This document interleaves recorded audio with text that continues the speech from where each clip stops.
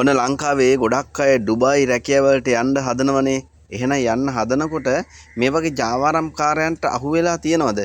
ඔබත් යන්න ඉන්නව නම් මේ වගේ රටකට මේ වගේ හොරුන්ට අහු වෙන්නේ නැතුව කටයුතු කරන්න අවසන් වෙනකන් නරඹන්න. ඒ වගේම තමයි ඔබගේ අදහසකුත් දාගෙන යන්න මේ වගේ උන්ට මොන වගේ දඬුවම්ද දෙන්න ඕනි කියලා. හරිද මාත් එක්ක හුක්කට නැක් ගත්ත සල්ලි ටික තිබන් තම අපට පොකේ අරින්න යල්ලගෙන. අපි මෙහෙ නෙමෙයි අපි ආගෙන මේ අපි මෙතන මේ පොකේ අරින්න කලින් ගත්ත සල්ලි ටික දීපාන.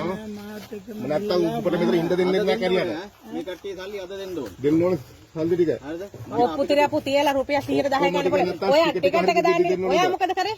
ඔයා මගේ අයියා කතා කරමන්කෝ ඒජන්සියට ෆයින් ගහනකෝ පරිපෙල පල්ලට එන්න. අපි දැන් ඒජන්සි ගිහින් ඔය ඒජන්සි ඔයා ඔක්කොම වංචා කරලා දෙන්නේ. දෙකම කොන්නේ බං අර මල ගෙදර ඉන්නවා මේ නම්. මිනිස්සු මේ සල්ලි දෙන්නේ හුක්කේ. ඔප්පු තියලා ලක්ෂ 5ක් ගත්තේ. 110 පොලේට ටිකට් එක දානවා ලක්ෂ එකමාරක් කිල්ලුවා. අන්තිමට ඊට පස්සේ කතා කරා. එතකොටත් ආටි ගබ්බයක් තිබ්බා. ඒකට ගියත් නෑ. ඔයා මේ කණ්ඩ පුක දෙන්න හදන්න එපා. මේ දීපා හුකන්න නෑ. ඔව් ඔයා විසිට යවලා කියලා දිරහම් ගන්න වැඩ ගන්නද කොල්ලෝ ඒ යවන්න ලක්ෂ 5ක් දීලා. ඔයා දිරහම් 10 පඩියට දාලා දිරහම් එච්චර යන්නෙත් නෑ ඔබ යන්න බම් කන්න බොන්න දුන්ට බදින ඒක.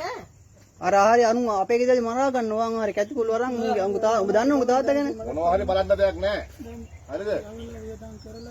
ඔයා මොනවද වේදන් විසිට කරන්න මොනවද අයියේ වේදන් මොනවද විසිට කරන්න වේදන් රුපියල් 5ක් පහින් කීයද මොකද්ද? ටිකට් එක වීසා එක ඔය ඔක්කොම වීසා කොහෙද ඔයා ඒක ඉෂුව කරේ මොන වීසාද කියන්නකෝ. ඒ රටට යන්නත් විසිට එකටත් වියදමක් ගිහිල්ලා මිනිස්සුන් වර කවට්ටන්න එපා කන පුරවනවා කෙරියාගේ හරිද? ඔව් මේ හුකෝ ගන්න ගන්න එපා. ඒක පකෝ. ඒක ගන්න හරිද? මොනවද කියන්නේ මූණ පුරවෙන්න පකයට.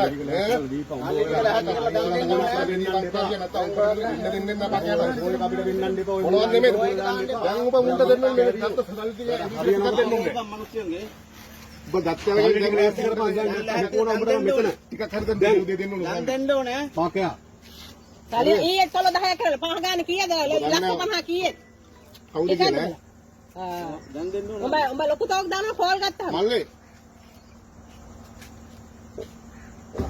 ඔව් ඒක තමයි මේ අර 45ට වැඩි කරමුද?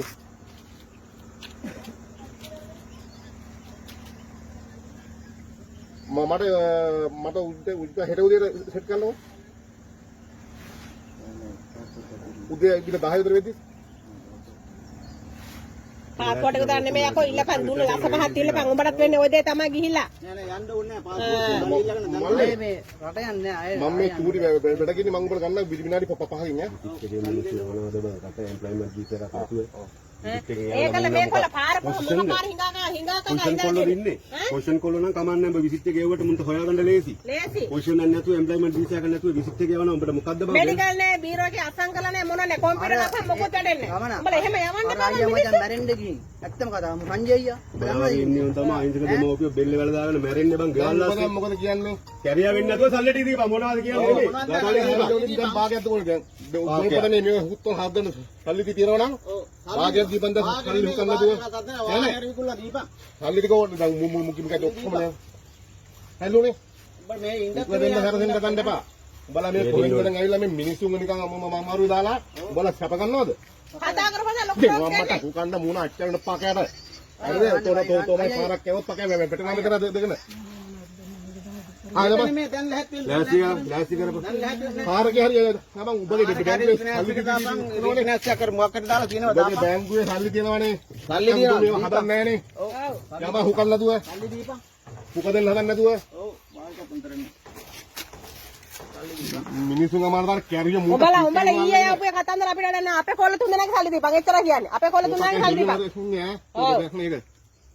අපේ කොල්ල තුන් දෙනාගේ සල්ලි මේ ඔප්පු තිරප්පු තියලා උඹලා විශ්වාසයි උඹලා සුරංගනා ලෝක මවලා යවන්නේ රට යවනකොට යකෝ අපිත් ඒජන්සිවල වැඩ කරපු ගෑනු අපිත් දන්න ඕන තරම් දේවල් සුරංගනා ලෝක මවලා ගියපහම කතා කරපම් ෆෝන් උස්සන්නේ බිසි දහන બ્લોක් කරනවා ඒව හරියද බං උඹලා කියන්නේ නම් සුරංගනා ලෝක මවලා යවන්නේ උඹලා පන් කියලා මට හැමලෙන්න උඹලා හිතුවේ නෑ මෙහෙම එයි කියලා නේද මොකද මුන් මෝඩයි වගේ ඉන්න බං උඹලා හිතුවේ නෑ මෙතන එයි කියලා මොකක් හරි කරලා දීපන් සල්ලි ටික. ඔව් දැන් සෝයි කොඹ තියාගෙන උඹ අයින්සක මුල උඹ තියාගෙන. සල්ලි ටික අපිට මේ ඒක තමයි ඔව් ඔව් මේ ඔව් ගමන්ලාදී ආවා කෝල් බෝල් බෑ ඈ. හරිද? වෙලා තිබ්බොත් මොකක් හරි පත්ලාල වෙද්දී උඹ ඉන්න නෑ අම්මට දුකන්නේ මෙතන. ඒ වල ඔව් මං එන්නා මේ. මිනිස්සු මාපු වරුගාගේ පපන් ඔහොම. ඔයාලා පුතේ හෙල ගහනවා. පොලියෝ. සමහරක් අය ලංකාවේ ගෙවල් උකස් තියනවා. සමහරක් අය ඔප්පු උකස් තියනවා. සමහරක් අය වාහනේත් උකස් තියලා පොලියටත් අරගෙන තමයි රට යන්නේ. හැබැයි මේ වගේ සක්කිලි යවුන් හම්බුනොත් එහෙම ඔබ මොකද්ද ගන්න තීරණේ? දෙපාරක් තුන් පාරක් හිතන්න රට යනකොට මේ වගේ උන්ට අහු වෙන්නේ නැති වෙන්න.